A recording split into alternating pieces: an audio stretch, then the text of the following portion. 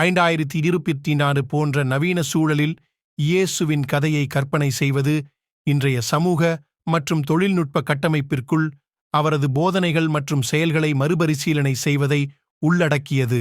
ஒரு சிறிய நகரத்தில் ஒரு எளிய குடும்பத்தில் பிறந்த இயேசு இப்போது சமூக ஊடகங்கள் மற்றும் உலகளாவிய இணைப்புகளால் ஆதிக்கம் செலுத்தும் உலகில் செல்லக்கூடும். துருவமுனைப்பு மற்றும் டிஜிட்டல் துண்டிக்கப்பட்ட சகாப்தத்தில் அன்பு, இரக்கம் மற்றும் மன்னிப்பு பற்றிய அவரது போதனைகள் ஆழமாக எதிரொலிக்கும். இயேசு தனது செய்தியை பரப்புவதற்கு தொழில்நுட்பத்தை பயன்படுத்துவதை கற்பனை செய்து பாருங்கள்.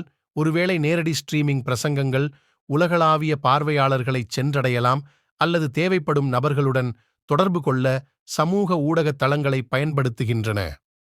அவரது அற்புதங்கள் ஒரு காலத்தில் பிரமிப்புடன் கிசுகிசுக்கப்பட்டன. இப்போது ஸ்மார்ட் போன்களில் படம் பிடிக்கப்பட்டு உடனடியாக பகிரப்படலாம்.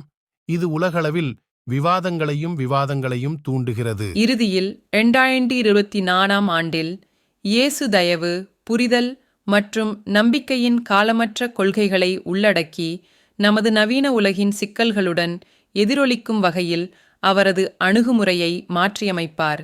அதே நேரத்தில் அவரது முக்கிய செய்தியான அன்பு மற்றும் மீட்புக்கு உண்மையாக இருப்பார்.